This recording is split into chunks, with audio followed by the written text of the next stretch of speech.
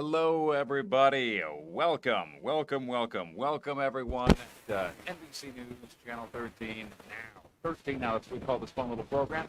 I'm your friendly anchor, Steve Cruz. I'm going to break down some of the top stories that we are tracking today. And listen to me today, boy, we got to start with some pretty wild stuff. So, let's just start right off the top. This first story. This is a quarter century in the making. A cold case involving an infant baby just hours old, left outside in the cold to die. Sadly, the baby did pass away, and for years, nobody knew who the killer was, who the mother was. It is until today. This woman right here. The killer, alleged to us, Carrie Mazuka.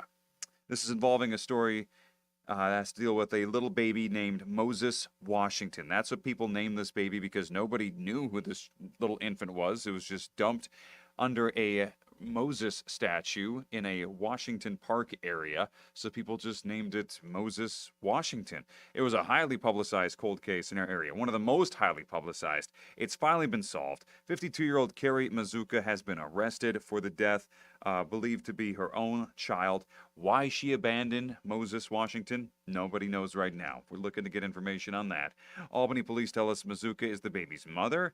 Police were able to extract DNA from trash she left in her home and linked that to the same DNA that baby Moses Washington had. So they connected her to the death, being the baby. She has now been arrested. She's facing murder charges. She's facing concealment of a corpse, also facing evidence tampering charges. A whole list of things. She could spend the rest of her life locked up behind bars. Currently, Carrie Mazuka has pled not guilty to all of those charges today in Albany court. Again, as I said, today we've got some pretty insane stories. That just one of them, a cold case that's been cracked after 27 years. This next one, it somehow manages to even top that one because listen to this. We got a local guy. He just started driving for Lyft, and all of a sudden, he picked up a passenger and a friend. They were going around different places. They had him stop one spot. All of a sudden, one of the passengers gets out. There's some kind of commotion. The passenger jumps back in the car with a bullet wound. Somehow, one of this Lyft driver's passengers got shot during the ride as they got out and stopped. The big problem, though, for the Lyft driver, the gunshot victim and his friend made him drive him to the hospital, all while bleeding out in the back of his Uber car. Now, amazingly, the victim here, the Lyft passenger who was shot, managed to get to the hospital. He's going to be okay, but you saw that blood right there? It made a horrific mess in the back seat of this new Lyft driver's car, and it's a hazardous, toxic mess too. You just can't, spray some Lysol, some Windex on that and expect it to go away, especially when you're transporting people for a living. You have to have that professionally cleaned. Well, the bill, you see it right there, $3,800. That's the bill quote that this Lyft driver, this poor Lyft driver got to clean this bloody mess that's been left in the back of his car. He was just doing the good thing, giving some passengers a transportation to wherever they needed to go. Why one of them got out of the car and got shot, we're still trying to figure that out.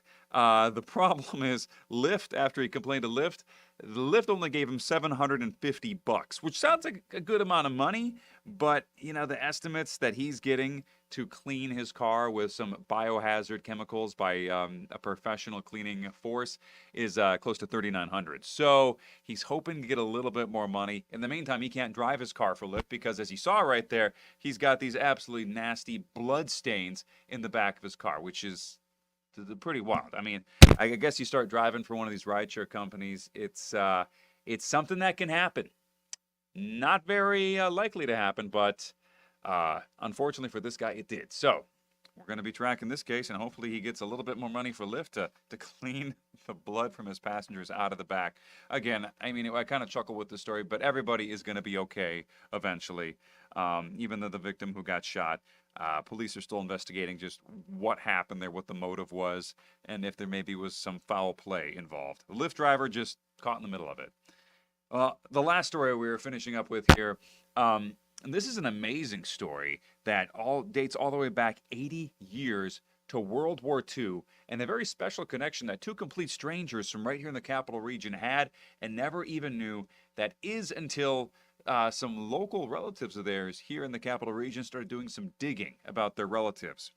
The story begins 80 years ago with a couple of people just born and raised a few miles apart from each other who never knew it, but their paths would cross on one fateful day over in Germany during World War II on the battlefield.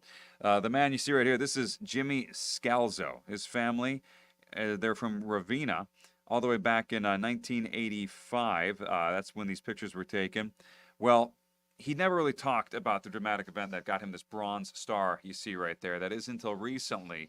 It turns out that Scalzo was involved in a shooting incident that happened in Germany, a battle that happened in up between a farmhouse with some German Nazi soldiers. And this young man right here, John Greschik, he was killed in this attack. He was killed while protecting Jimmy Scalzo as he fled from the area to help evacuate some wounded soldiers. So Greschak and Scalzo grew up just a couple miles away from each other, never knew each other until that fateful day on the battlefield where Greschak lost his life defending Scalzo as he evacuated some wounded soldier friends of his.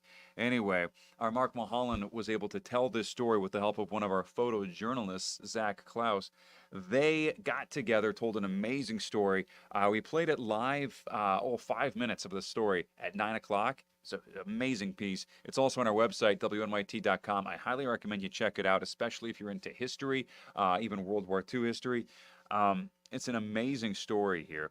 The Greschaks and the Scalzos managed to get together to share the story with each other, and even present each other with show each other off the medals that their loved ones had earned. It just goes to show you don't really know who your grandparents are or your great uncles until you really start digging and doing some research, because you can have these connections to other people, other families in your area that could be so very important. You never know about it until you try to dig a little deeper. And that's what this story was all about. Again, I'm really not doing it justice, just explaining it to you off the top of my head. But go check it out, WNYT.com. Or hey, why don't you watch us at 11 o'clock on News Channel 13?